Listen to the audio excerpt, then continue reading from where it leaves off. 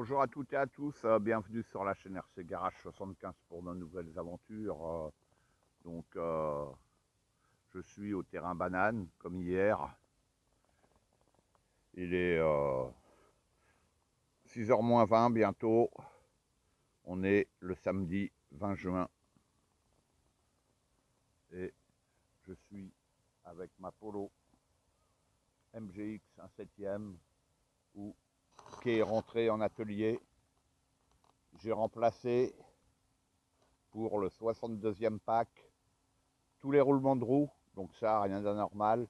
Un porte-fusée avant gauche parce que il y a un truc qui s'était enroulé et ça m'avait fait fondre le porte-fusée, donc le deuxième roulement il portait plus correctement, donc ça c'est de ma faute, j'attribue pas à la machine. Hier c'était hors vidéo, mais au 62e pack j'ai un roulement qui a éclaté sur le diff avant où il y a l'arbre central, hein. Pas côté roue, côté transmission, côté diff quoi. Il y a deux roulements, il y en a un il a dégagé. Il y a une semaine j'avais une bague qui avait sauté, mais bon c'était ok. Hier le roulement désintégré, donc j'ai démonté le train avant. Je sais pas, vous le savez, je fais pas de vidéo atelier, hein, c'est pas mon truc, mais je suis sur le forum Xmax si vous voulez voir tout son suivi, tout ce que je fais, car je prends des photos et j'explique en même temps. Voilà. Donc, je démonte le train avant pour remplacement des roulements, à savoir que les roulements, c'est les roulements qu'on trouve sur la gamme Traxxas 1/10e et Minimax, Mini XRT, etc. Voilà, dans la gamme Mini. Donc, je contrôle mon diff avant, comme c'est démonté. Et j'ai été obligé de le remplacer, car je l'ai ouvert, car au niveau des sorties de noix côté roue, il y avait un va-et-vient anormal, léger, mais anormal. Quoi, léger, si, quand même important. Et en fait, il décrantait. Et entre satellites planétaires, ça a commencé à me bouffer les pignons. Si je ne l'avais pas remplacé, là, j'aurais fini en mode propulsion. J'ai eu le même problème, en fait, qu'à l'arrière, sauf que là, c'était à l'opposé. Le jeu, il n'est pas côté couronne, il est côté corps de diff. Donc, comme j'ai de la pièce, j'ai remplacé le diff tout de suite et je l'ai remonté. Voilà.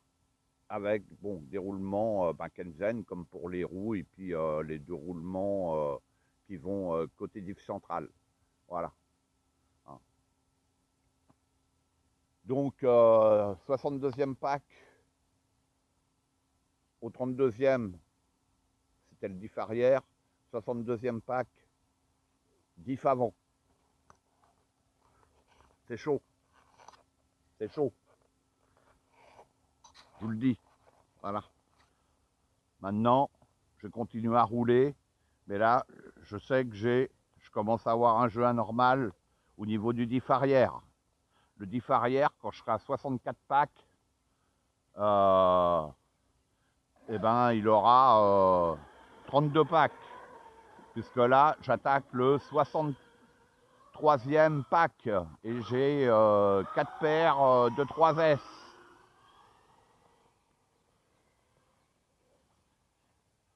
J'espère qu'on va y voir un petit peu dans la vidéo. De toute manière, je ne vais pas vous filmer trop longtemps. J'attends des poteaux qui doivent arriver. J'adore cette caisse, mais là, je commence à avoir un certain doute sur la longévité.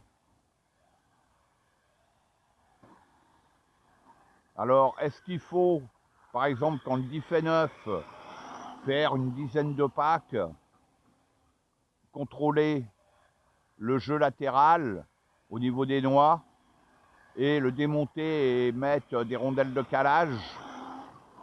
Je sais pas. Ça m'embête, on va dire. Donc moi, je vous ferai un retour complet à 100 packs. Hein, je compte y arriver. Hein.